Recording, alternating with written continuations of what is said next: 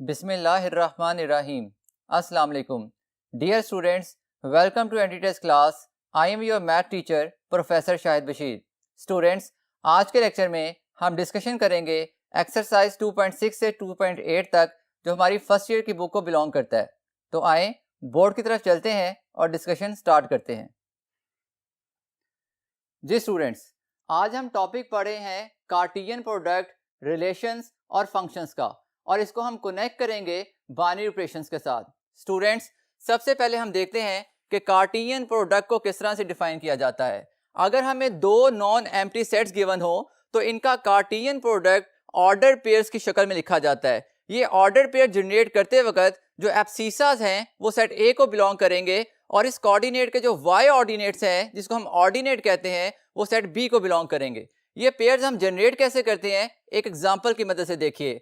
फर्ज करें हमारे पास दो सेट हैं। सेट ए 3 एलिमेंट्स रखता है 1 2 3, और सेट बी में 2 एलिमेंट्स हैं। अगर इन दोनों सेट्स का हमने कार्टियन प्रोडक्ट फाइंड करना है तो जो पेयर्स हम जनरेट करेंगे वो इस तरह से करेंगे कि देखिए 1 को हम x के साथ मैप करेंगे, उसके बाद 2 भी x के साथ मैप होगा, 3 भी x के साथ मैप होगा। इसको आप चेंज भी कर सकते हैं, पहले 1 की मैपिंग आप दोनों के साथ कर लीजिए। बहरहाल अब बारी आती है y की, तो 1 को हम मैप करेंगे y के साथ, फिर 2y के साथ और 3y के साथ।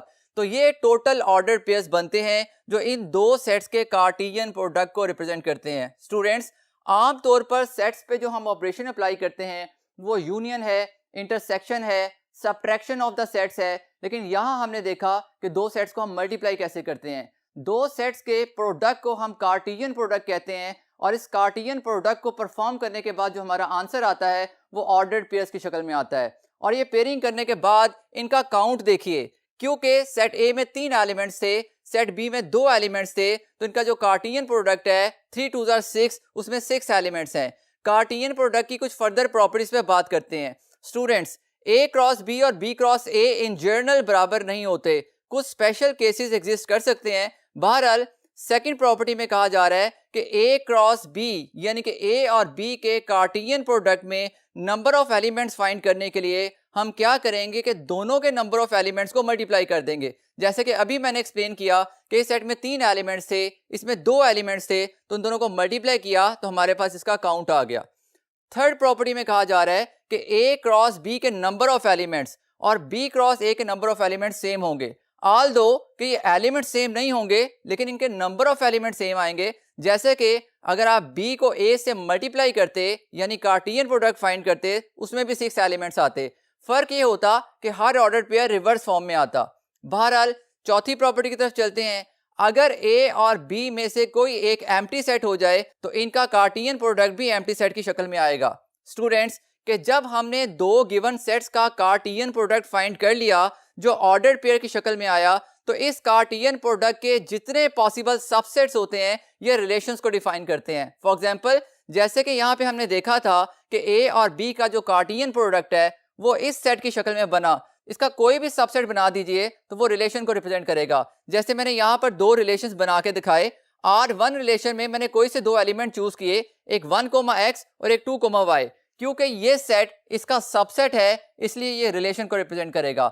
एक और रिलेशन देखिए, 1, ये एलिमेंट है और 1, ये एलिमेंट है। ये सेट भी इसका सबसेट है, इसका मतलब है ये भी इसका रिलेशन होगा। ये तो बहुत आसान सी डेफिनेशन हुई। अगर हमें दो सेट्स गिवन हो और एक सेट से दूसरे पर हम रिलेशन फाइंड करना चाहते हो, तो पहला स्टेप हम परफॉर्म करेंगे, इनका कार्टियन प्रोडक्ट लेंगे। कार्टियन प्रोडक्ट का जो भी सबसेट होगा वो उसके रिलेशन को रिप्रेजेंट करेगा। स्टूडेंट्स, हमने कौन सा सबसेट पिक करना है ये डिपेंड करेगा वो हमसे डिमांड क्या कर रहा है कि दोनों को रिलेट कैसे करना है। जो भी रिलेशन की इक्वेशन गिवन होगी, इसका इस्तेमाल करते हुए कार्टियन प्रोडक्ट से हम सबसेट चूज किया करेंगे और उसको रिलेशन का नाम दे दिया करेंगे। बहरहाल इस एग्जांपल में मैंने आपको दो रिलेशंस बना के दिखाए और दोनों ही इसके कोई से दो सबसेट्स लिए गए थे। फर्दर स्टूडेंट्स, जब हमने कोई रिलेशन बना लिया तो अगला स्टेप ये है कि इसकी डोमेन और रेंज को डिफाइन किया जाए। किसी भी रिलेशन के ऑर्डर पेयर्स के जो पहले पहले एलिमेंट्स होते हैं वो डोमेन को रिप्रेजेंट करते हैं, और जो सेकंड एलिमेंट्स होते हैं वो रेंज को रिप्रेजेंट करते हैं। तभी डोमेन 1 और 2 बनेगी और रेंज x और y बनेगी। इस रिलेशन की तरफ आ जाइए। इस रिलेशन में जब आप डोमेन लिखेंगे, क्योंकि पहला एलिमेंट रिपीट हो रहा था तो सेट में रिपीटेशन अलाउ नहीं होती, तो हम एक ही एलिमेंट 1 लिखेंगे और इसकी जब रेंज लिखेंगे तो उसमें x और y आ जाएगा। रिलेशन डिफाइन करने के बाद हमने इसकी डोमेन और रेंज पे बात कर ली। अब तीसरी बात हम ये करेंगे कि इनवर्स रिलेशन कैसे फाइंड कर सकते हैं। स्टूडेंट्स, अगर हम रिलेशन R डिफाइन करते हैं इस ऑर्डर पेयर से, तो इसका जो इनवर्स रिलेशन है वो इस ऑर्डर पेयर का रिवर्स हो जाता है, यानी कि B और A हम कह सकते हैं कि हम x को y से रिप्लेस कर देंगे और y को x से रिप्लेस कर देंगे। बहरहाल रिलेशन में ऑर्डर पेयर जो हमने बनाया था उसका पहला एलिमेंट A से था और दूसरा एलिमेंट B से। इसके इनवर्स रिलेशन में जब हमने इसको रिवर्स कर दिया तो B ऑब्वियसली कैपिटल B को बिलोंग कर रहा है और A जो है वो सेट A को बिलोंग कर रहा है। इसके अलावा इनवर्स रिलेशन की एक और बहुत इंपॉर्टेंट प्रॉपर्टी है कि अगर किसी इनवर्स रिलेशन की जो डोमेन होगी वो बराबर होगी range of the exact relation के, और एक इनवर्स रिलेशन की जो रेंज होगी वो एक्चुअल रिलेशन की डोमेन के बराबर होती है। इसी तरह एक एग्जांपल की मदद से देखिए, अभी हमने एक रिलेशन डिफाइन किया था, इस रिलेशन को मैंने कैपिटल R से यहाँ रिप्रेजेंट किया है और उसका इनवर्स फाइंड कर लिया। किसी भी रिलेशन का इनवर्स फाइंड करने के लिए, जैसे कि अभी मैंने आपको बताया था कि आप इसके ऑर्डर पेयर को रिवर्स कर देते हैं, तो जब इनको रिवर्स करेंगे तो 1, x, x, 1 बन जाएगा और 1, y, y, 1 बन जाएगा। अब इसकी डोमेन देखिए, इसके इनवर्स की जो डोमेन बनेगी वो पहले एलिमेंट से बनेगी, यानी कि x, y। Domain of R inverse is equal to x, y। अब गौर कीजिए कि R इनवर्स की जो डोमेन है वो एक्चुअल रिलेशन की रेंज के बराबर आई। यही क्लेम हमने यहां भी किया था। अब आप R इनवर्स की रेंज देखिए, अगर आप इसकी रेंज देखें तो बाद वाले एलिमेंट से पता चल रहा है कि इसकी रेंज 1 है, और यहां नोट कीजिए इसकी इनवर्स की जो रेंज है वो एक्चुअल रिलेशन की डोमेन के बराबर है। बहरहाल यहां पर हमने रिलेशन और इनवर्स रिलेशन को डिफाइन करते हुए कुछ एग्जांपल की मदद से इसको समझने की कोशिश की। अब नेक्स्ट बोर्ड की तरफ चलते हैं और इसको कंटिन्यू रखते हैं। जी स्टूडेंट्स, यहां पर अब हम देखेंगे कि रिलेशन किन प्रॉपर्टीज को सेटिस्फाई करने के बाद फंक्शन बनता है। अभी तक हमने क्या किया, हमें दो नॉन एम्प्टी सेट्स गिवन थे, हमने उनको कार्टेशियन प्रोडक्ट फाइंड कर लिया और हमारे पास जो आंसर में सेट आया वो ऑर्डर्ड पेयर्स की शक्ल में आया। उसके बाद हमने क्लेम किया कि इस कार्टेशियन प्रोडक्ट का कोई भी सबसेट ले लिया जाए तो वो रिलेशन को डिफाइन करता है। अब जब रिलेशन भी बन गया तो हमें कहा गया कि इसको फंक्शन बनाया जाए। तो फंक्शन किन प्रॉपर्टीज को सेटिस्फाई करने के बाद बनता है उस पर हम बात करने लगे हैं। Students, a relation f from a to b is said to be a function if ये दो प्रॉपर्टीज इसमें होल्ड कर जाएं। पहली प्रॉपर्टी ये कि उस रिलेशन की जो डोमेन है वो एग्जैक्टली सेट ए के बराबर होनी चाहिए। सेट ए वही पहला सेट था जिसको बी से मल्टीप्लाई करके आपने कार्टेशियन प्रोडक्ट फाइंड किया था। और दूसरी प्रॉपर्टी ये है कि no two ordered pairs in F has same elements. ये नहीं होना चाहिए कि ऑर्डर्ड पेयर सेट ए के रिपीट हो रहे हों। एक एग्जांपल की मदद से देखते हैं। मैंने यहाँ पर दो सेट्स लिए, ये वही सेट्स हैं जिनका हमने पहले भी जिक्र किया था। सेट ए में 3 एलिमेंट्स हैं 1, 2, 3 और सेट बी में 2 एलिमेंट्स हैं x और y, और मैंने यहाँ पर एक रिलेशन आपको शो कर दिया। डायग्राम में रिलेशन आपको बता रहा है कि 1 की मैपिंग x पे हो रही है, 2 भी x पे मैप कर रहा है, जबकि 3 y पे मैप कर रहा है। इसको रिलेशन की शक्ल में हम ऐसे लिख सकते हैं कि 1 पेयर बनाएगा x के साथ, 2 पेयर बनाएगा x के साथ और 3 का पेयर भी y के साथ बनेगा। ये पेयरिंग करने के बाद जब हमने रिलेशन जनरेट कर लिया, अब हम देखते हैं कि ये रिलेशन इन दोनों प्रॉपर्टीज को सेटिस्फाई कर रहा है कि नहीं कर रहा। पहले में कहा गया था कि डोमेन ऑफ एफ सेट ए के बराबर होनी चाहिए। इस रिलेशन की डोमेन देखिए 1, 2, 3 आती है जो कि एग्जैक्टली सेट ए के बराबर है, तो पहली प्रॉपर्टी सेटिस्फाई कर गई। दूसरी प्रॉपर्टी में हमने कहा था no two ordered pairs in F has same elements. तो आप देखें कि इसका जो ऑर्डर्ड पेयर है जिसका फर्स्ट एलिमेंट्स कोई रिपीट नहीं हो रहा। ऐसा नहीं हो रहा कि यहाँ 1 है तो 1 दोबारा आ रहा हो। इसका मतलब ये हुआ कि ये रिलेशन जो हमने बनाया ये फंक्शन को रिप्रेजेंट कर रहा है। ये तो मैंने आपको सेट्स की मदद से एक्सप्लेन किया। अब डायग्राम की मदद से देखिए, जब आप डायग्राम बनाएंगे तो पहला सेट और दूसरा सेट, ये जो मैपिंग शो हो रही है, आप नोट कीजिए कि इसका हर एलिमेंट मैपिंग में पार्टिसिपेट कर रहा है। इसका मतलब ये हुआ कि डोमेन सेट ए के बराबर है। अगर यहाँ कोई एलिमेंट 4 पड़ा होता और से मैपिंग ना मैप कर रही होती तो हम कहते हैं कि ये फंक्शन को रिप्रेजेंट नहीं कर रहा। इसी तरह से स्टूडेंट्स, दूसरी प्रॉपर्टी में देखें कि किसी एक एलिमेंट से 2 मैपिंग्स नहीं निकलनी चाहिए। मसलन काउंटर एग्जांपल में मैं बताता हूं कि अगर 3 y पे मैप करने के साथ साथ x पे भी मैप कर रहा होता तो हम कहते हैं ये रिलेशन फंक्शन नहीं है। वजह, क्योंकि एक एलिमेंट के लिए 2 वैल्यूज y की आ रही थी। बहरहाल एक दफा फिर पढ़ लेते हैं। हमने 2 सेट्स को मल्टीप्लाई करने के बाद जब कार्टेशियन प्रोडक्ट फाइंड कर लिया, उसके सबसेट से रिलेशन बना लिया, तो रिलेशन फंक्शन कब बनेगा? जब उसकी डोमेन एक्जैक्टली सेट ए के बराबर आ जाए और उसके ऑर्डर्ड पेयर्स में कोई पहला एलिमेंट रिपीट नहीं होना चाहिए। स्टूडेंट्स, इसके बाद हम टाइप्स पढ़ने लगे हैं फंक्शंस की। फंक्शंस की 4 डिफरेंट टाइप्स पढ़ने से पहले ये देखते हैं कि ये जो चारों एक्सप्रेशन में रिलेशन दिखाए गए हैं, क्या ये फंक्शन है कि नहीं। देखिए, ये फंक्शन को इसलिए रिप्रेजेंट कर रहा है कि इसकी जो डोमेन है 1 2 3 वो एक्जैक्टली सेट ए के बराबर है। इसी तरह से कोई एलिमेंट फर्स्ट रिपीट नहीं हो रहा, यहां भी ऐसा ही है, इसकी डोमेन सेट ए के बराबर है और कोई एलिमेंट रिपीट नहीं हो रहा।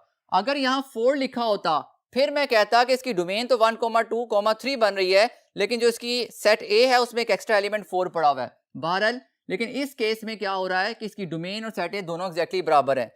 मोर ओवर, कोई एक एलिमेंट 2 वैल्यूज भी y की अटेन नहीं कर रहा, इसलिए ये भी फंक्शन है। ये रिलेशन भी फंक्शन होगा क्योंकि सेट ए जो है वो एक्जैक्टली इसकी डोमेन के बराबर है और कहीं कोई रिपीटेशन नहीं आ रही। और same is case with this expression. इस डायग्राम में भी आपको सेम वही चीज नजर आ रही है। इसका मतलब है ये जो चारों एग्जांपल्स मैंने यहाँ पे बताई हैं, ये चारों रिलेशंस फंक्शंस को रिप्रेजेंट कर रहे हैं। अब हम इस फंक्शन के डिफरेंट टाइप्स देखेंगे। स्टूडेंट्स, रिलेशन फंक्शन है या नहीं, ये इस डायग्राम की लेफ्ट हैंड साइड डिसाइड कर रही है। और अगर ये फंक्शन जो है वो किस टाइप को रिप्रेजेंट कर रहा है ये देखना हो तो इसकी राइट हैंड साइड पर हम बात करेंगे। मतलब ये कि कोडोमेन और रेंज डिसाइड करेगी कि ये फंक्शन की किस टाइप को रिप्रेजेंट कर रहा है। अब देखिए, यहां पर आप कोडोमेन और रेंज पे एनालाइज कीजिए। कोडोमेन होती है सेट बी, यानी जब आपने रिलेशन डिफाइन किया वो फंक्शन बना, तो बी जो सेट है वो कोडोमेन को रिप्रेजेंट करता है। और जिस एलिमेंट ने जहां जहां मैप किया वो इसकी रेंज को डिसाइड करता है। तो नोट कीजिए कि इसकी कोडोमेन जो है वो बराबर है एक्स और वाई के, और इसकी जो रेंज है उसमें वाई नहीं आ रहा, वाई तक मैपिंग हुई ही नहीं, तो इसका मतलब है वाई इसकी रेंज में शामिल नहीं होगा। तो इसकी कोडोमेन एक्स वाई है और इसकी जो रेंज है वो सिंपल एक्स है। आप नोट कीजिए, जो रेंज है वो कंटेन्ड है बी में, या ये भी कहा जा सकता है जो रेंज है वो सेट बी के बराबर नहीं है। हम ऐसा क्यों कह रहे हैं, ये देखिए, मैंने इसकी रेंज लिखी, रेंज का सेट बना एक्स, फिर इसकी कोडोमेन लिखी, वो सेट बना एक्स वाई।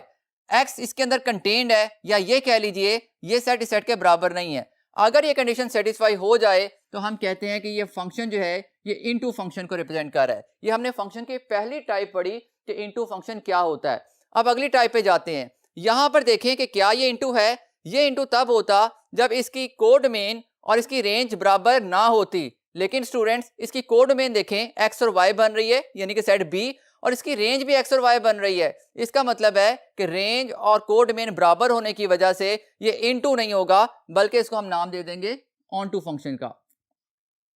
डायग्राम की मदद से इसको समझना और इजी है। मैं शॉर्टली या सिंपली ये कह सकता हूं कि देखिए, इसमें एक एक्स्ट्रा एलिमेंट पड़ा हुआ है। अगर आपको सेट बी में ऐसा एलिमेंट मिल जाए जिसपे कोई मैपिंग नहीं हो रही तो ये इनटू फंक्शन होगा, और अगर तमाम एलिमेंट्स एंगेज हो जाए मैपिंग में तो उसको हम कहते हैं कि ऑन टू फंक्शन को रिप्रेजेंट कर रहा है। बहरहाल, इस फंक्शन की तरफ आते हैं। इस फंक्शन में भी आप नोट कीजिए कि सेट बी का हर element X Y Z map में पार्टिसिपेट कर रहा है सवाए इस एलिमेंट के। इसका मतलब है कि ये फंक्शन भी इनटू फंक्शन होगा। इस फंक्शन के लिए हम क्लेम करेंगे कि जो उसकी रेंज है that is contained in B, या ये भी कह सकते हैं कि इसकी जो रेंज है वो बी के बराबर नहीं है इस एक एक्स्ट्रा एलिमेंट की वजह से। और इसको गौर कीजिए, क्योंकि इसमें कोई एक्स्ट्रा एलिमेंट नहीं है जिसमें मैपिंग ना हो रही हो, या इस तरह कह लीजिए कि इसकी जो रेंज बन रही है एक्स वाई जेड ये एक्जैक्टली सेट बी के बराबर आ रही है, इसलिए ये फंक्शन ऑन टू फंक्शन होगा।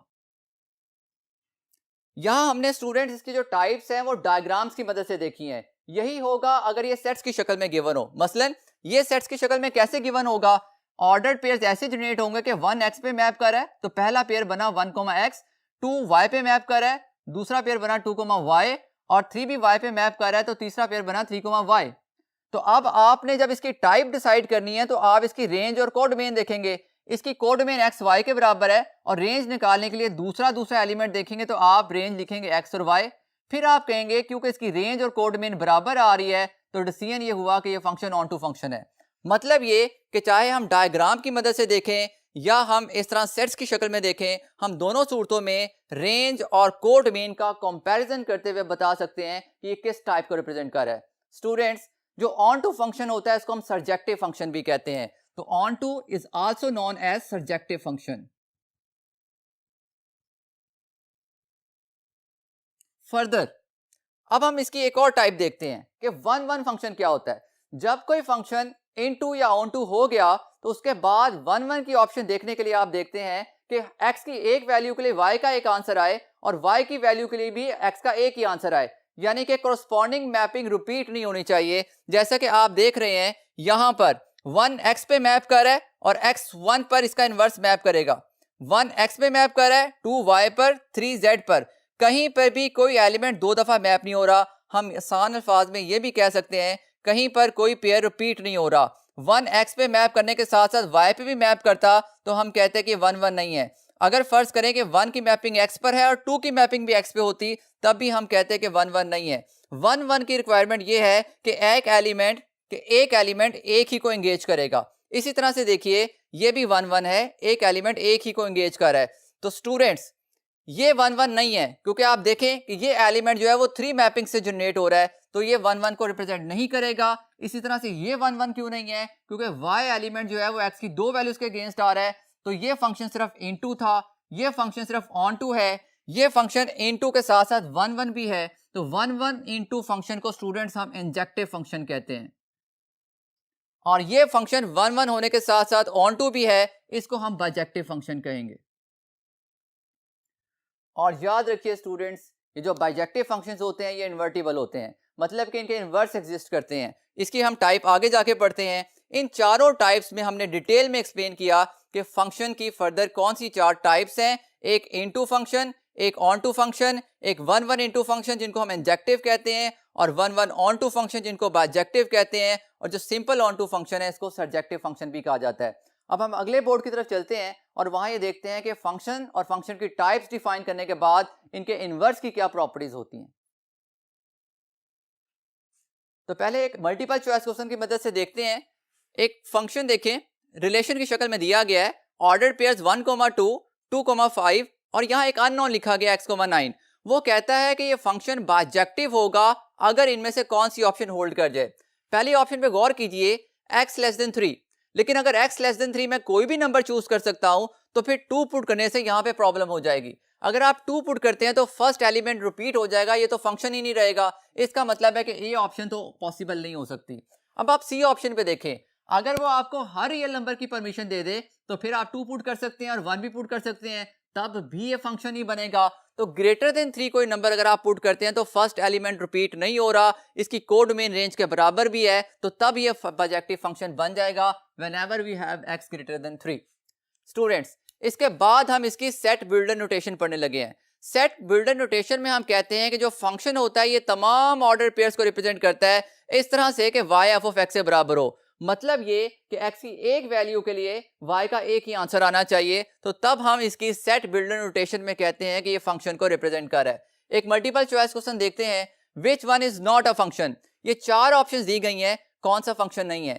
जैसा कि मैंने आपको सेट बिल्डर नोटेशन में एक्सप्लेन किया कि ये इक्वेशन हमसे डिमांड कर रही है कि x की एक वैल्यू के अगेंस्ट y का एक आंसर आना चाहिए, तो आप इन इक्वेशंस को गौर से देखिए। इस इक्वेशन में y की पावर 1 है, तो ऑब्वियस सी बात है कि जब भी आप x की कोई वैल्यू पुट करेंगे तो उसके अगेंस्ट y का एक ही आंसर आएगा। यहाँ पे भी y की पावर 1 है, तो x की एक इनपुट के लिए y की एक ही आउटपुट होगी, और यही केस यहाँ भी होगा। लेकिन यहाँ पर क्या हो रहा है कि y की डिग्री 2 होने की वजह से x की सिंगल वैल्यू के अगेंस्ट y के 2 आंसर्स आएंगे। मतलब अगर आप x की जगह 1 पुट करते हैं तो y के 2 आंसर्स आएंगे, +1 और -1। This is against the definition of function. इसलिए हम कहेंगे कि ये एक्सप्रेशन, ये रिलेशन फंक्शन को रिप्रेजेंट नहीं कर रहा, तो ये इसका करेक्ट ऑप्शन होगी। इसके बाद जैसे कि मैंने अभी बताया था कि हम फंक्शन के इनवर्स के बारे में पढ़ने लगे हैं। अगर हम डिफाइन कर चुके हैं कि f एक फंक्शन है फ्रॉम a टू b, तो स्टूडेंट्स उसका इनवर्स जो है वो b टू a होगा। इनवर्स, किसी भी फंक्शन का इनवर्स तब एग्जिस्ट करता है जब वो फंक्शन बाइजेक्टिव फंक्शन हो। अगर बाइजेक्टिव फंक्शन हो तो वो फंक्शन इन्वर्टिबल होते हैं, और अगर इनवर्स एग्जिस्ट करे तो कंडीशन ये है कि f a से b है तो उसका इनवर्स b से a होगा। मोर ओवर, सेकेंड प्रॉपर्टी में कहा जा रहा है कि इनवर्स ऑफ अ फंक्शन मे और may not be a function, यानी कि जरूरी नहीं कि किसी भी गिवन फंक्शन का हम इनवर्स फाइंड करें तो वो भी फंक्शन आ जाए। फॉर एग्जाम्पल आप ये देखिए, y इक्वल टू 4x², ये फंक्शन है क्योंकि y की पावर 1 है, y का एक ही आंसर आएगा। लेकिन इसका इनवर्स फाइंड करने के लिए जब मैं y को x से रिप्लेस कर रहा हूं और x को y से रिप्लेस कर रहा हूं, तो देखा आपने y की पावर 2 हो गई। y की पावर 2 होने की वजह से y के 2 आंसर्स आएंगे, which is against the definition of function. तो हमने एक ऐसी एग्जांपल देखी जिसमें हमें फंक्शन गिवन था और उसका इनवर्स फंक्शन नहीं है। तो ये दूसरी प्रॉपर्टी है कि इनवर्स ऑफ अ फंक्शन मे और may not be a function. हो सकता है कि उसका इनवर्स फंक्शन हो सकता है ना हो। एक एग्जांपल और देखिए, y equal to 3x plus 4, ये फंक्शन है क्योंकि y की पावर 1 है, x की वैल्यू के अगेंस्ट y का एक आंसर आएगा। लेकिन जब मैं इसके वेरिएबल्स को रिप्लेस कर दूं तो x equal to 3y plus 4, अभी भी y की पावर 1 है तो y का एक ही आंसर आएगा। तो यहाँ हमने एक एग्जांपल डिस्कस कर ली कि ये एक फंक्शन था और इसका इनवर्स भी फंक्शन है। और स्टूडेंट्स ये बाइजेक्टिव फंक्शन होता है क्योंकि सेकंड ईयर में हमने पढ़ा था कि जो स्ट्रेट लाइन है ये वर्टिकल लाइन टेस्ट को भी सेटिस्फाई कर रही है और हॉरिजॉन्टल लाइन टेस्ट को भी सेटिस्फाई कर रही है, और इसका जो इनवर्स होगा वो भी दोनों को सेटिस्फाई कर रहा है। तो तभी हम कह रहे हैं कि बाइजेक्टिव फंक्शन इन्वर्टिबल होते हैं। इसके बाद हम इसकी नेक्स्ट प्रॉपर्टी की तरफ जाते हैं। Inverse of bijective function is bijective. यही वही बात हमने कही कि बाइजेक्टिव फंक्शन इन्वर्टिबल होते हैं और जब उनका इनवर्स हम फाइंड करते हैं तो वो भी बाइजेक्टिव ही होंगे। और फोर्थ प्रॉपर्टी की तरफ चलते हैं। अगेन वेरी इंपॉर्टेंट प्रॉपर्टी, और एक फंक्शन की जो रेंज होती है वो उसके इनवर्स की डोमेन होती है। मैंने सेकंड ईयर की बुक में भी ये टॉपिक डिस्कस करते हुए आपको बताया था कि फर्ज करें हमें एक फंक्शन गिवन है और उस फंक्शन में 0 पुट करके आंसर 7 आता है, तो उसके इनवर्स में 7 पुट करके आंसर 0 आएगा। तो कोई भी सवाल इनवर्स से रेलिवेंट हो तो हम इस तरह से वेरीफाई कर सकते हैं। इसके बाद एक मल्टीपल चॉइस क्वेश्चन देखते हैं। इनवर्स ऑफ दिस फंक्शन, ये फंक्शन दिया हुआ है और वो हमें ये नहीं कह रहा कि चेक करें फंक्शन है कि नहीं। We are given a function और हमें करना क्या है कि ए ऑप्शन में वो कहता है कि क्या ये बाइजेक्टिव फंक्शन है, बी में वो पूछता है क्या ये 1-1 फंक्शन है, सी में पूछता है कि ये इनटू फंक्शन है, या डी में कहता है ये फंक्शन नहीं होगा। अब इस फंक्शन के लिए इसका इनवर्स फाइंड करते हुए चेक करना है कौन सी कैटेगरी सेटिस्फाई हो रही है। इनवर्स फाइंड करने के लिए स्टूडेंट्स वही करेंगे जो हम रिलेशन में करते हैं, इसके ऑर्डर्ड पेयर्स को रिवर्स कर देते हैं। जब आप रिवर्स करेंगे तो गौर कीजिए, एक बन जाएगा 3,1, एक बनेगा 5,2, एक बनेगा 7,3 और अगला बनेगा 7,7। लेकिन फंक्शन की तो डेफिनेशन ये थी कि पहला एलिमेंट रिपीट नहीं होना चाहिए, इसका पहला एलिमेंट रिपीट हो गया, यानी x की एक वैल्यू के अगेंस्ट y के दो आंसर्स आ रहे हैं, तो ये तो फंक्शन ही नहीं है। तो फिर हमारा डिसीजन ये होगा कि इस फंक्शन का इनवर्स फंक्शन नहीं है, means D epsilon not a function. एक और मल्टीपल चॉइस क्वेश्चन देखते हैं। वो कहता है कि इस रिलेशन का आपने इनवर्स फाइंड करना है। इसको सिर्फ फंक्शन नहीं कहा, वजह क्योंकि फंक्शन नहीं है, y की पावर 2 होने की वजह से y के दो आंसर्स आएंगे। बहरहाल हमें कहा जा रहा है कि इस रिलेशन का इनवर्स फाइंड करें। अगर ऑर्डर्ड पेयर्स गिवन होते हैं तो हम उनको रिवर्स कर देते हैं, मतलब ये कि x को y और y को x से रिप्लेस कर देते हैं। अगर हमें रिलेशन x और y में इक्वेशन की शक्ल में गिवन हो तो स्टूडेंट्स इनवर्स फाइंड करने का यही मेथड है, हम x को y और y को x से रिप्लेस कर देंगे। जब आप ये रिप्लेसमेंट करते हैं y की जगह x और x की जगह y, तो देखिए क्या फॉर्म लेता है। यहाँ आ जाएगा x² और यहाँ आ जाएगा 4ay।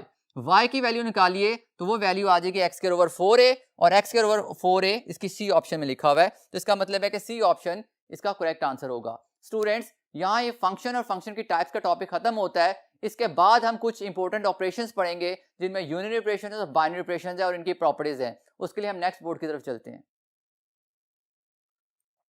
जी स्टूडेंट्स, अगर हमें कोई सेट गिवन हो और एक ऑपरेशन है उसको हम उसमें अप्लाई करते हैं और अप्लाई करने के बाद हमारे पास एक ही एलिमेंट आता है, मतलब कंडीशन ये है कि सेट के किसी एक एलिमेंट पर हम वो ऑपरेशन अप्लाई करें और एक और एलिमेंट आ जाए तो उसको हम कहते हैं यूनिटरी ऑपरेशन है। यानी कि यूनिटरी ऑपरेशन की रिक्वायरमेंट ये है कि किसी एक एलिमेंट पर अप्लाई होता है। फॉर एग्जांपल अगर हमें कोई प्रोपोजिशन गिवन है जो कि ट्रू है, उस पर हम निगेशन अप्लाई करें तो निगेशन एक यूनिटरी ऑपरेशन है जो एक एलिमेंट पे अप्लाई होता है, तो इसका आंसर फॉल्स आ जाएगा।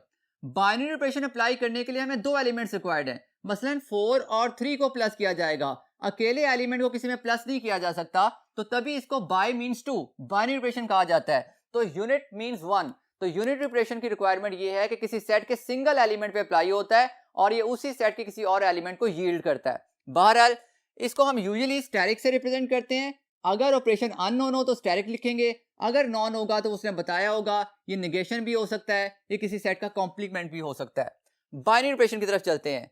बाइनरी ऑपरेशन जैसे कि मैंने अभी बताया, इसको अप्लाई करने के लिए आपको दो एलिमेंट्स रिक्वायर्ड होते हैं। चाहे कोई सेट गिवन हो या कोई भी सिस्टम गिवन हो, आप उसके दो एलिमेंट्स लेंगे, उन पर ये ऑपरेशन ऑपरेट करेंगे। ऑपरेट करने के बाद उसी सिस्टम या किसी और सिस्टम का कोई एलिमेंट आ सकता है, तो बहरहाल हम कहते हैं कि हमने बाइनरी ऑपरेशन अप्लाई किया।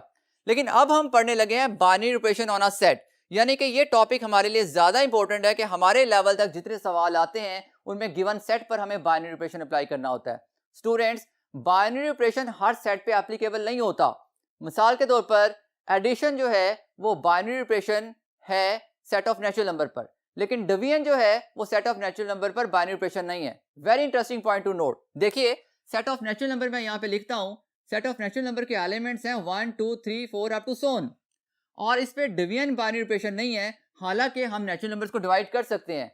बाइनरी ऑपरेशन की रिक्वायरमेंट ये है कि अगर आप उस सेट के कोई से दो एलिमेंट्स लें, उनको डिवाइड करें, तो जो आंसर है वो सेट को बिलोंग करना चाहिए। ये वही रिक्वायरमेंट है जो क्लोजर प्रॉपर्टी की रिक्वायरमेंट है। तो आप देखिए अगर मैं 3 को 1 पे डिवाइड करता हूं तो आंसर 3 आ रहा है, सेट में बिलोंग कर रहा है। लेकिन अगर मैं 1 को 3 पे डिवाइड करूं तो आंसर 1/3 आ रहा है, 1/3 नेचुरल नंबर नहीं है। इसका मतलब है कि हम कहेंगे कि ये binary operation division set of natural number को बिलोंग नहीं करता। तो फिर हमने ये सीखा कि बाइनरी ऑपरेशन सेटिस्फाई करने के लिए जरूरी है कि उसमें क्लोजर प्रॉपर्टी उसके लिहाज से होल्ड करती हो। बहरहाल अब एक मल्टीपल चॉइस क्वेश्चन देखते हैं। Which of the following is a binary operation in set of integers. तो देखिए सेट ऑफ इंटीजर्स होते हैं 0 +-1 +-2 अप टू सोन। ये सेट ऑफ इंटीजर्स है। एडिशन बाइनरी ऑपरेशन इसलिए है क्योंकि सेट एडिशन के लिहाज से क्लोज है। आप कोई भी पेयर लीजिए, उसको ऐड करें तो आंसर सेट को बिलोंग करेगा। इसी तरह से मल्टीप्लिकेशन के लिहाज से भी क्लोज है, क्योंकि आप कोई से दो एलिमेंट्स लेकर उनको मल्टीप्लाई करेंगे तो आंसर सेट को बिलोंग करेगा। स्टूडेंट्स, ये सेट सब्ट्रैक्शन के लिहाज से भी क्लोज होगा, क्योंकि अगर आप कोई से दो इंटीजर्स को माइनस करते हैं तो आंसर उसको बिलोंग करता है। लेकिन यहाँ सी ऑप्शन डिवीजन दी गई है जिसके लिहाज से क्लोज नहीं है, और डिवीजन इस सेट का बाइनरी ऑपरेशन नहीं है। वजह, अगर आप 1 को 0 पे डिवाइड करते हैं तो जो आंसर आता है वो सेट को बिलोंग नहीं कर रहा। इसका मतलब है कि जो डिवीजन है वो इस सेट Z में बाइनरी ऑपरेशन डिफाइन नहीं हो सकता। इसके बाद हम कुछ बहुत इंपॉर्टेंट प्रॉपर्टीज पढ़ने लगे हैं बाइनरी ऑपरेशंस की। स्टूडेंट्स, ये वही प्रॉपर्टीज हैं जो हमने रियल नंबर्स के बारे में पढ़ी थी, तो उन प्रॉपर्टीज को थोड़ा सा रिवाइज करते हैं। अगर हमें गिवन हो कि एक सेट S है और इस सेट में एक बाइनरी ऑपरेशन है स्टेरिक, अब वो फर्दर प्रॉपर्टीज की बात कर रहा है। नंबर 1, क्लोजर प्रॉपर्टी ये कब प्रोसेस करेगा। क्लोजर प्रॉपर्टी की रिक्वायरमेंट ये होती है स्टूडेंट्स कि आप उस सेट के कोई से दो एलिमेंट्स लेते हैं A, B, और जब आप A को ऑपरेट करते हैं उस बाइनरी ऑपरेशन के अकॉर्डिंग, तो जो आंसर है वो सेट को बिलोंग करता है। अगर वो कह दे कि ये स्टेरिक बाइनरी ऑपरेशन है तो ऑब्वियस ही बात है ये बिलोंग करेगा, और अगर वो कहता है कि चेक करें बाइनरी ऑपरेशन है कि नहीं, तो फिर आप इसको ऑपरेट करके चेक करेंगे कि क्या इसका आंसर उस सेट को बिलोंग करता है कि नहीं करता। बहरहाल अगली प्रॉपर्टी की तरफ चलते हैं, associative law. Associativity is basically interchange of brackets. यहाँ हम ये देखते हैं कि अगर हम तीन एलिमेंट्स पर ये ऑपरेशन अप्लाई करते हैं और ब्रैकेट्स इंटरचेंज कर देते हैं तो आंसर सेम आता है। अगर सेम आएगा तो हम कहते हैं कि एसोसिएटिव प्रॉपर्टी होल्ड कर रही है, अगर आंसर सेम नहीं आ रहा तो होल्ड नहीं कर रही। Students, set of real numbers, whole numbers, integers in general ये एडिशन और मल्टीप्लिकेशन के लिहाज से एसोसिएटिव प्रॉपर्टी को पोजेस करते हैं। इनमें सेट ऑफ मैट्रिसेस भी शामिल है, लेकिन सब्ट्रैक्शन और डिवीजन के लिहाज से इन जनरल इनमें ये प्रॉपर्टी होल्ड नहीं करती। फॉर एग्जांपल, अगर आप तीन रियल नंबर्स लेते हैं 1, 2 और 3 और इनको माइनस करते हैं 1 - 2 - 3 ब्रैकेट लास्ट 2 में या 1 - 2 - 3 ब्रैकेट फर्स्ट 2 में, तो आंसर बराबर नहीं आएगा। इसके बाद हम चलते हैं आइडेंटिटी एलिमेंट में। कोई भी सेट गिवन हो, उस बाइनरी ऑपरेशन के लिहाज से आइडेंटिटी एलिमेंट हो सकता है उसमें एग्जिस्ट करे, हो सकता है ना करे। ये डिपेंड करेगा उस सेट और उस बाइनरी ऑपरेशन की नेचर पे। लेकिन जो यूजुअली हम सेट डिस्कस करते हैं, set of real numbers, set of whole numbers, इनमें एडिशन के लिहाज से जो आइडेंटिटी एलिमेंट है वो 0 होता है और मल्टीप्लिकेशन के लिहाज से आइडेंटिटी एलिमेंट 1 होता है। स्टूडेंट्स, बाइनरी ऑपरेशन जरूरी नहीं कि ये यूजुअल ऑपरेशंस हो, जैसे एडिशन, सब्ट्रैक्शन, मल्टीप्लिकेशन, ये किसी भी तरह से जनरेट किए जा सकते हैं। फॉर एग्जांपल, एक क्वेश्चन देखते हैं। आपको कहा जा रहा है कि दो एलिमेंट्स A और B पर जब आप एक ऑपरेटर अप्लाई करते हैं तो आंसर ऐसे आता है कि A को B से मल्टीप्लाई करके 1 प्लस कर दें। अब ये ऑपरेटर वो हमें डिफाइन कर रहा है। अब हमें वो कहता है कि अच्छा अगर ऐसा है तो बताइए कि 3 को 2 पे अप्लाई करो तो क्या आंसर आता है। हम यही पैटर्न फॉलो करेंगे, इसके अकॉर्डिंग इन दोनों को मल्टीप्लाई करेंगे। आंसर आया 6, 1 प्लस कर देंगे, तो इसका मतलब है कि ये ऑपरेटर अप्लाई करने के बाद इसका आंसर 7 आया। तो हमने ये सीखा कि जो बाइनरी ऑपरेशन हम यूजुअली पढ़ते हैं वो तो एडिशन, सब्ट्रैक्शन, यूनियन, इंटरसेक्शन है, लेकिन इसके अलावा सवाल बनाने वाला कोई भी ऑपरेटर डिफाइन करके हमें बता सकता है। हमें करना क्या है, जो उसने हमें डेफिनेशन बताई है उसके अकॉर्डिंग उसको अप्लाई करके हम अपने आंसर को फाइंड किया करेंगे। इसके बाद स्टूडेंट, आइडेंटिटी एलिमेंट में याद रखिए कि कहा जाता है कि अगर E आइडेंटिटी एलिमेंट है तो A को जब हम E पे अप्लाई करते हैं या E को A पे अप्लाई करते हैं तो आंसर A आता है। आइडेंटिटी का मतलब होता है सेम, तो इसकी रिक्वायरमेंट भी यही है कि आंसर सेम आना चाहिए, चाहे ए पे ई अप्लाई किया जाए या ई पे ए अप्लाई किया जाए तो आंसर मस्ट बी सेम। इसको एक एग्जांपल की मदद से देखते हैं। देखिए, अगर आप सब्ट्रैक्शन के लिहाज से देखें तो हमें लगता है कि सब्ट्रैक्शन के लिहाज से जीरो आइडेंटिटी होगी, क्योंकि 4 में से 0 को माइनस किया जाए तो आंसर क्या आ रहा है? 4। आइडेंटिटी का काम भी तो यही होता है कि सेम रहा जाए। लेकिन अगर आप 0 में से 4 को माइनस करते हैं तो आपने देखा कि अब की बार आंसर 4 नहीं आ रहा।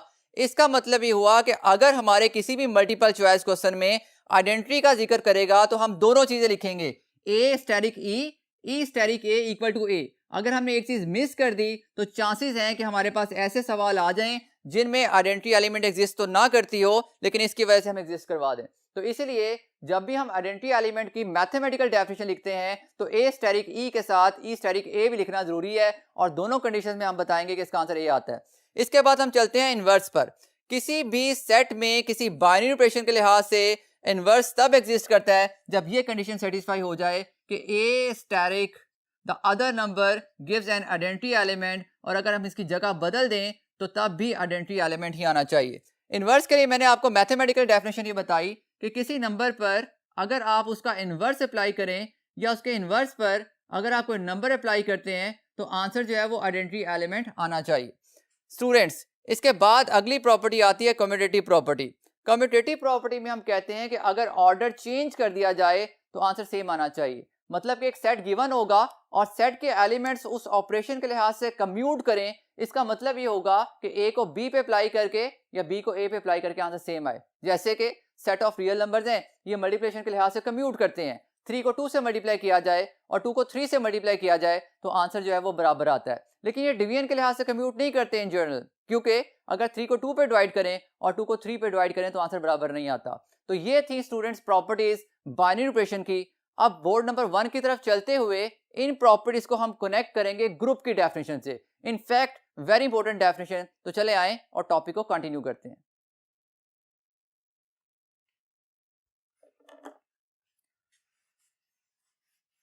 जी स्टूडेंट्स, तो चले आए अब हम ग्रुप की कुछ प्रॉपर्टीज देखते हैं। स्टूडेंट्स, फर्ज करें कि हमें एक सेट जी गिवन है और एक बाइनरी ऑपरेशन गिवन है और हमें चेक करना है कि क्या ये सेट इस बाइनरी ऑपरेशन के लिहाज से ग्रुप है कि नहीं। क्योंकि ये बाइनरी ऑपरेशन है तो पहली सेट की जो प्रॉपर्टी है वो ऑब्वियस होगी, यानी कि ये सेट क्लोज होगा with respect to that given binary operation. तो क्लोजर प्रॉपर्टी में हम ये करते हैं कि जो भी सेट गिवन है उसके कोई से दो एलिमेंट्स पर जब वो ऑपरेशन ऑपरेट करते हैं तो आंसर उस सेट को बिलोंग करता है। इसको हम कहते हैं क्लोजर प्रॉपर्टी, और अगर किसी सेट में क्लोजर प्रॉपर्टी होल्ड करे तो उसको हम ग्रुपाइड कहते हैं। मोर ओवर, अगर क्लोजर प्रॉपर्टी के साथ साथ उस सेट में एसोसिएटिविटी भी होल्ड करे तो हम कहते हैं कि जो सेट है वो सेमी ग्रुप को रिप्रेजेंट करेगा। मतलब ये कि कोई सेट किसी बाइनरी ऑपरेशन के लिहाज से सेमी ग्रुप तब बनता है जब वो दो प्रॉपर्टीज को सेटिस्फाई करे जिनमें क्लोजर और एसोसिएटिव प्रॉपर्टी शामिल है। मोर ओवर, अगर थर्ड प्रॉपर्टी आइडेंटिटी भी एग्जिस्ट कर जाए, यानी कि जो सेट था उसमें इस बाइनरी ऑपरेशन के लिहाज से आइडेंटिटी एलिमेंट एग्जिस्ट करता हो तो हम उसको कहते हैं कि यह मोनाइड है। फाइनली, अगर उसमें इनवर्स भी एग्जिस्ट करे, मतलब ये कि इस ऑपरेशन के लिहाज से इसके हर एलिमेंट का इनवर्स इसके अंदर मौजूद हो तो हम कहते हैं कि ये ग्रुप है। तो आपने देखा कि कोई भी सेट किसी गिवन बाइनरी ऑपरेशन के लिहाज से ग्रुप को तब रिप्रेजेंट करेगा जब ये चार प्रॉपर्टीज को सेटिस्फाई करेगा: closure property, associative property, identity और इनवर्स। अगर वो सिर्फ क्लोजर प्रॉपर्टी को सेटिस्फाई करता है तो उसको हम ग्रुपाइड कहते हैं। अगर क्लोजर के साथ साथ एसोसिएटिविटी भी सेटिस्फाई करती है तो उसको हम सेमी ग्रुप कहते हैं, और अगर आइडेंटिटी एलिमेंट उसमें शामिल हो जाए तो उसको हम मोनाइड कहते हैं। और फाइनली, अगर उसके हर एलिमेंट का उस बाइनरी ऑपरेशन के लिहाज से इनवर्स एग्जिस्ट करता हो तो वो ग्रुप बन जाता है। फर्दर, अगर ये ग्रुप कम्यूटेटिव प्रॉपर्टी को पोजेस करे with respect to given operation तो हम कहते हैं कि ये एबिलियन ग्रुप है, या इसको कम्यूटेटिव ग्रुप भी कहा जाता है। स्टूडेंट्स, एक मल्टीपल चॉइस क्वेश्चन की मदद से देखते हैं set of whole numbers under multiplication किसको रिप्रेजेंट कर रहा है। तो सेट ऑफ होल नंबर्स देखिए कि इसके जो एलिमेंट्स हैं इनमें 0, 1, 2, 3 अप टू सोन, ये सेट ऑफ होल नंबर्स है और उसने ऑपरेशन बताया मल्टीप्लिकेशन। आप नोट कीजिए कि आप कोई से दो होल नंबर्स को जब मल्टीप्लाई करेंगे तो ऑब्वियसली आंसर होल नंबर आएगा। तो पहली प्रॉपर्टी सेटिस्फाई हो गई। क्लोजर प्रॉपर्टी सेटिस्फाई करने की वजह से इसको हम कह देंगे ग्रुपाइड है। अगली प्रॉपर्टी देखें, सेट ऑफ होल नंबर्स में मल्टीप्लिकेशन के लिहाज से एसोसिएटिविटी होल्ड करती है, इस वजह से सेमी ग्रुप बन जाएगा। तीसरी प्रॉपर्टी देखें, मल्टीप्लिकेशन के लिहाज से आइडेंटिटी एग्जिस्ट करनी चाहिए, क्योंकि अब मल्टीप्लिकेटिव आइडेंटिटी 1 होती है और 1 इसको बिलोंग कर रहा है, तो इसका मतलब है कि इसमें तीसरी प्रॉपर्टी भी सेटिस्फाई कर गई, ये मोनाइड कहलाएगा। मोर ओवर, अब हमें ये देखना है कि क्या इसके एलिमेंट्स का मल्टीप्लिकेटिव इनवर्स एग्जिस्ट करता है, तो यहां पर ये सेट फेल हो जाएगा इनवर्स की एग्जिस्टेंस के लिए, क्योंकि 0 का मल्टीप्लिकेटिव इनवर्स डिफाइंड ही नहीं होता, इसका मतलब है वो सेट में एग्जिस्ट नहीं कर रहा। इसी तरह से 2 का मल्टीप्लिकेटिव इनवर्स 1/2 होगा, वो भी होल नंबर्स में रिप्रेजेंट नहीं कर रहा, तो हमारा फाइनल डिसीजन ये होगा कि ये मोनाइड को रिप्रेजेंट कर रहा है, ये ग्रुप नहीं बनेगा। वजह, क्योंकि इसके एलिमेंट्स के मल्टीप्लिकेटिव इनवर्सेस एग्जिस्ट नहीं करते।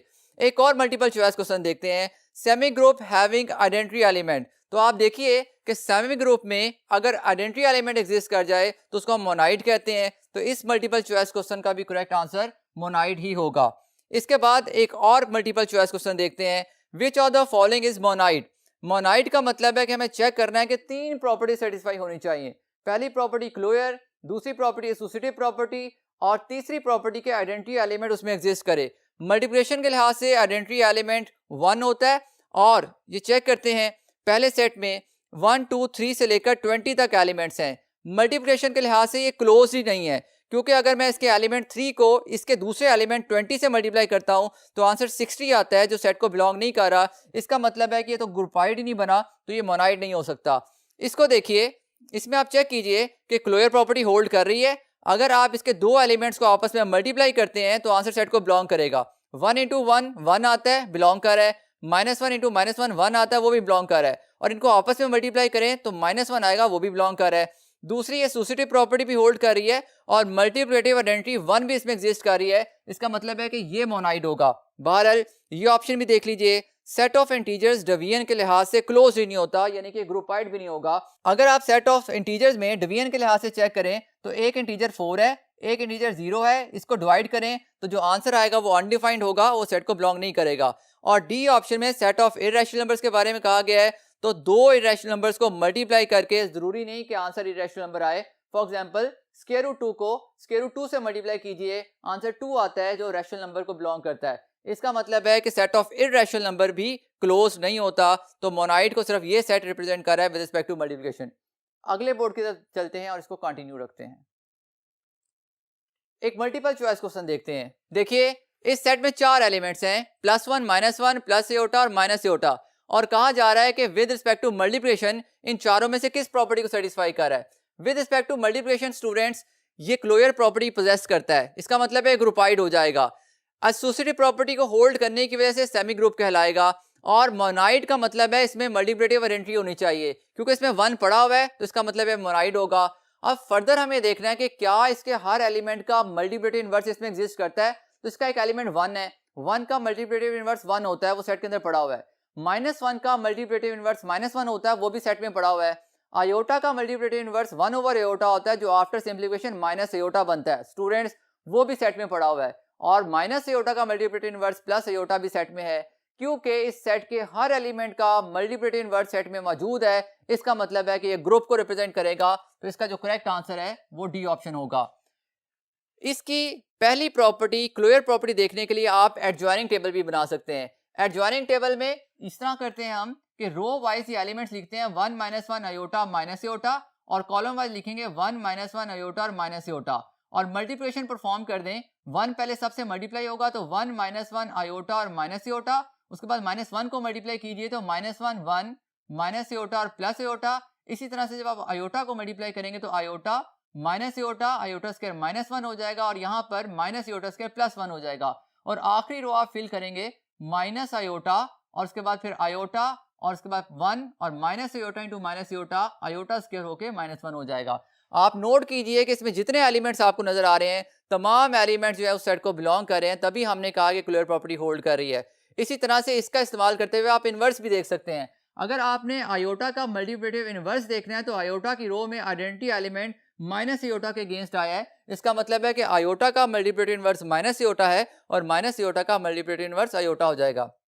स्टूडेंट्स, इसके बाद नेक्स्ट मल्टीपल चॉइस क्वेश्चन की तरफ चलते हैं। इसमें एक जी सेट है जिसके अंदर 5 एलिमेंट्स हैं, और कहा जा रहा है कि ये set of residual class of mod 5 है। मतलब ये कि जो भी ऑपरेशन गिवन है एडिशन, अगर आप वो किसी दो एलिमेंट्स पे अप्लाई करते हैं तो आंसर 7 आता है। जैसे ही कोई आंसर इस सेट से बाहर जाता है हम उसको 5 पे डिवाइड करेंगे और उसका रिमाइंडर लिखेंगे, तभी इसको सेट ऑफ रिमाइंडर्स भी कहा जाता है। अब इस सवाल में वो कहता है कि what is inverse of 3 with respect to addition. अगर 3 का एडिटिव इनवर्स फाइंड करना है तो -3 यहाँ पर हम नहीं कर सकते क्योंकि इसमें नेगेटिव नंबर्स शामिल नहीं होते। 1/3 मल्टीप्लिकेटिव इनवर्स को रिप्रेजेंट करता है। 2 को चेक करते हैं कि 3 में जब आप 2 प्लस करते हैं तो आंसर आता है 5। तो जैसे ही हमारा आंसर 4 से बढ़ता है तो हम उस आंसर को 5 पे डिवाइड करते हैं जो उसने मॉड बताया हुआ है और रिमाइंडर लिखते हैं। जब इसको 5 पे डिवाइड करेंगे तो रिमाइंडर 0 आया, इसका मतलब है कि ये इक्विवेलेंट है 0 के।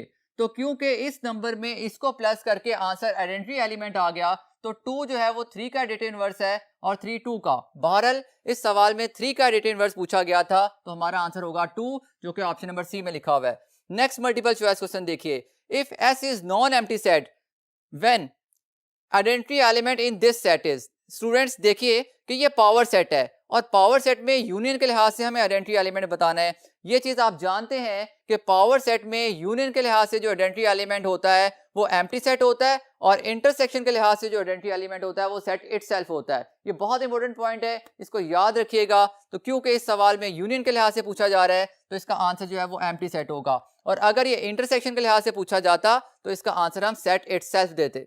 फर्दर एक और मल्टीपल चॉइस क्वेश्चन देखते हैं, which of the following is not commutative. इनमें से कौन सा ऑपरेशन जो अप्लाई हम कर रहे हैं वो कम्यूटेटिव नहीं है। Students commutative operations in general symmetric हुआ करते हैं। इसको चेक करने के लिए आप ये कह सकते हैं कि अगर आप x को y और y को x से रिप्लेस कर दें तो क्या आंसर सेम आता है। तो यहाँ देखिए, अगर आप x को y और y को x से रिप्लेस करें तो एक्सप्रेशन सेम बन जाएगा, लेकिन यहाँ पर ऐसा नहीं हो रहा। अगर आप x की जगह y और y की जगह x लिखेंगे तो ये yx स्क्वायर आ जाएगा और yx स्क्वायर xy स्क्वायर के बराबर नहीं होता। इसी तरह से यहाँ देख लीजिए, इसमें सिमेट्री नजर आ रही है। अगर आप x को y और y को x से रिप्लेस करेंगे तो आंसर सेम आ रहा है और यहाँ भी आंसर सेम आ रहा है। इसका मतलब है कि इनमें से ये जो एक्सप्रेशन है ये शो नहीं कर रहा कि ये रिलेशन जो है वो कम्यूटेटिव होगा। इसके बाद स्टूडेंट्स कुछ और रिलेशन और ग्रुप से रेलेवेंट इंपॉर्टेंट पॉइंट्स देखने के लिए हम अगले बोर्ड्स कवर करते हैं। जी स्टूडेंट्स, सबसे पहले हम देखते हैं इन इंपॉर्टेंट पॉइंट्स में से पहला पॉइंट कि किसी भी सेट में गिवन बाइनरी ऑपरेशन के लिहाज से लेफ्ट आइडेंटिटी और राइट आइडेंटिटी जो है वो सेम होती है। फॉर एग्जांपल एक इसकी काउंटर एग्जांपल मैं आपको बताता हूं। देखिए एक सेट हम लिखते हैं सेट ऑफ नेचुरल नंबर्स का। सेट ऑफ नेचुरल नंबर के एलिमेंट्स हम लेते हैं 1 2 3 अप टू सोन। आप ये देखें कि इसमें एडिटिव आइडेंटिटी होल्ड नहीं कर रही, तो ये सेट जिसमें एडिटिव आइडेंटिटी होल्ड नहीं कर रही तो हम कहते हैं कि ये प्रॉपर्टी को पोजेस नहीं करेगा। एक और एग्जांपल की मदद से देखिए, अगर फर्ज करें कि हम एक सेट लेते हैं सेट ऑफ इंटीजर्स जो कि 0 +-1 +-2 एंड अप टू सोन, ये सेट ऑफ इंटीजर्स है। अगर फर्ज करें कि हम आइडेंटिटी की डेफिनेशन अप्लाई करते हैं तो एडिटिव आइडेंटिटी 0 होती है।